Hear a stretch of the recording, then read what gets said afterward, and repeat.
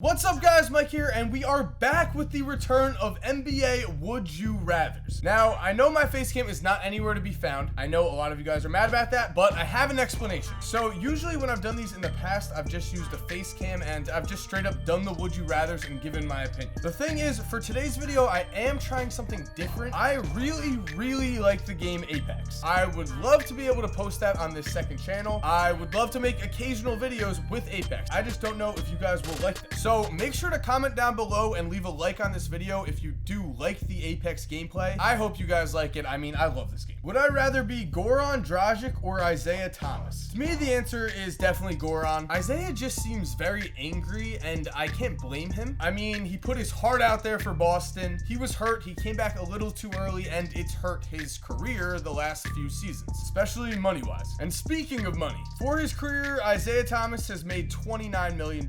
He's only making $2 million this year. He is going to be a free agent. He is currently in the middle of a season where he's played one game. So again, just unfortunate. I feel horrible for him. Meanwhile though, I'm choosing Goran because until this season, he's made $78 million around there. He's making $18 million this year, $19 million next season. He was an all-star in 2018. He's been playing in Miami for the last 5 seasons. And on top of all of that, he is a Slovenian basketball hero. His country loves him. I've always liked his game. I loved him on the Suns. So yeah, we're going Goran Dragic. Would I rather build around Tim Duncan or Dirk Nowitzki? Now, I think Dirk is one of the best players of all time, but this is not even close. And I think people really underestimate Tim Duncan just in general. I mean, the man was the #1 guy the Spurs built around on the way to 5 championships. He's also a 15-time All-Star. He was a 10-time member of the first team All-NBA. In fact, he made first team All-NBA as a rookie, and you know, he also was a 2-time MVP. So yes, Tim Duncan, I'm choosing you. Moving on, would I rather be a 2-time MVP or 3-time champion? The answer is 2-time MVP, at least for me. I mean, I know in my videos, I'm always valuing winning. I'm always valuing winning cultures, winning players. But at the end of the day, if this is me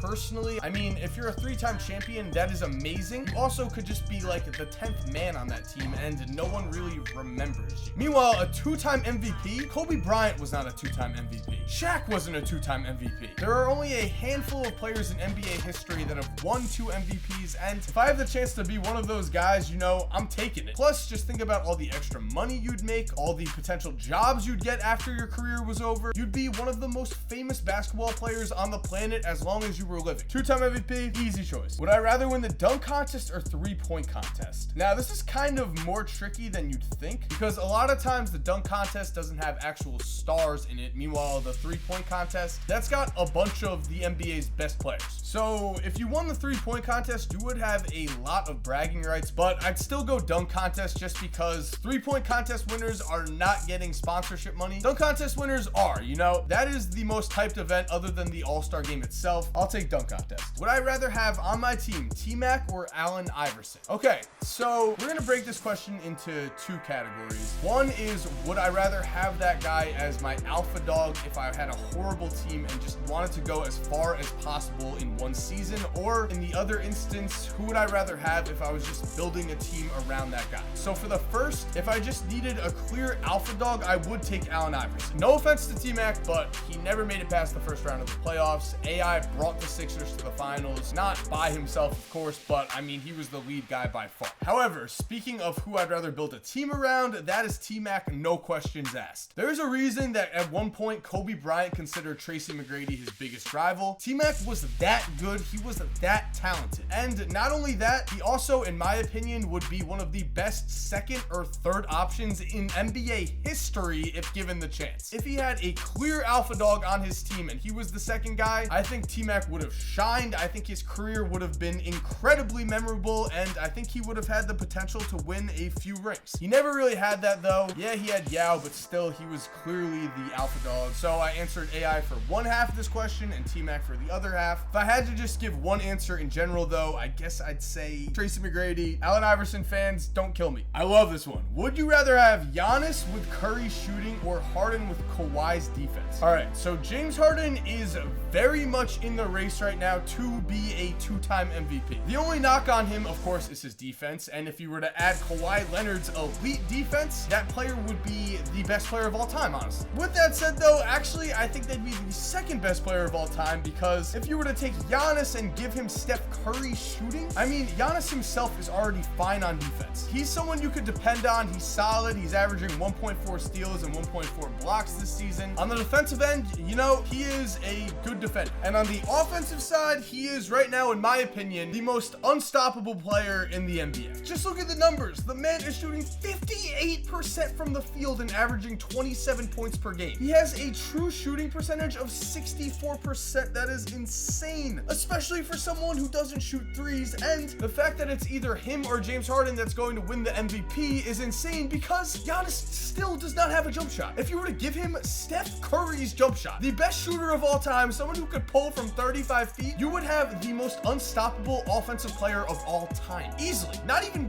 close. So I'm going with Giannis because I want to see someone drop 200 points in a basketball game. And sure, exaggeration, I know, but Giannis combined with Steph Curry easily could break the scoring record, and with the Bucks roster as it is, would definitely be capable of beating the Warriors this season and winning the championship. Then from there, as the roster improves, because the best player of all time is in Milwaukee, you could be looking at like 10 straight titles. Giannis with Curry shooting is a video game, and maybe I'll do a rebuild with that kind of player just because it'd be so interesting. Leave a comment down below if you want to see that. Would I rather be dunked on by Muggsy Bogues or crossed over by Shaq? So on the one hand, how tall is Muggsy Bogues? Let's see. All right, according to Wikipedia, the man is 5'3". We type in Muggsy Bogues dunk. I'm suddenly looking at a top 10 plays of Muggsy Bogues' career. Number 9 was the most generic pass I've ever seen. Like, what? Number 8, again, normal pass. I mean, yeah, cool dribble move. What's happening? Number 7 is a layup. Number 6 is a steal and layup. We're taking a lot of time on this, but this is just fascinating at this point. Number 5, you know, he's very fast, but again, that's a layup. LeBron does that 10 times a game. Number 4, all right, that was incredible. That was sick. I'll give him that. Number 3, I think I've described what that play is. Number 2, like, okay, like, nice shot, not anything incredible. And number 1 is another layup. After looking at that, I just have to say I'm not hating on Muggsy Bogues at all. The fact that he made the NBA in general is ridiculous based on this height, like insane. One of the best underdog stories ever, honestly. And sure, if Shaq crossed you up and that was a career highlight for him, if it was me, like, I'm assuming I would be around Shaq's age. I'm assuming I would be in like NBA media or something like that. So I'd be hearing it from Shaq a lot, and anytime I was on TV, I'm sure he would be bringing it up. I'm sure the clip would be played. It would be embarrassing. We just saw Muggsy Bogues' career highlights though. If that man posterized you, I mean, you'd probably retire right there. That would be a huge yikes. And guys, right now, let's finish this with, would I rather remove the 3-point line or add a 4-point line? Now, this is tough because I would hate both of them a lot. However, it's really not that tough, because removing the 3-point line, in my opinion, would make basketball so much less entertaining. I'm talking, it would make it 1,000% less entertaining. We're so used to the 3-point line, we can't go back in time here. If you want to talk about moving it back, if you want to talk about stuff like that, you know, I can have that conversation. You just can't take it away completely though. As for adding a 4-point line, I don't want that either. I think we're good with the lines we have. I'm sure if there was a 4-point line added, it would be something like a novelty. Actually, let me Google this because I know someone did this. And here's Ice Cube to explain what the 4-point shot is in the Big 3. By the way, the Big 3 is the league where it's a 3v3 professional basketball league. It's a lot of former NBA basketball players. Honestly, if you don't know what it is, you're really not missing out. But anyway, here is Ice Cube. Standard 2 and 3-pointers apply, but there's a 4-point circle. A player just needs to have a foot on any part of the circle. Thank you, Ice Cube. That was not that helpful, honestly. Here we go, though. So in this article, it says they're 30 feet away. The furthest the NBA 3-point line goes is almost 24 feet. So that'd be 6 feet farther. The thing is, though, if it was 6 feet away, I still would not be okay with that. The reason for that is, according to NBA.com's advanced stats, right now, Steph Curry from 30 to 34 feet is shooting 45.5%. He's 15 for 33. Obviously, small sample size, but Steph can shoot from there. And I'll be honest, I just spent a lot of time trying to find players that took shots from 30 plus feet. The sample size is not that great. I did find that Dame has made 12 of 29, 41%. Kyrie shot 4 for 5, 80%. Plays 3 for 11, only 27%. But the thing is, already just going by math, if you make 33% of your 3-pointers, that's the same as making 50% of your 2s. With that in mind, if there was a 4-point shot, you would only need to make 25% of of your shots, and that would be the same as making 50% of your twos. Imagine a 30.4 point shot. Elite shooters would adapt to that. They would train to make that shot, and the NBA would, I don't know,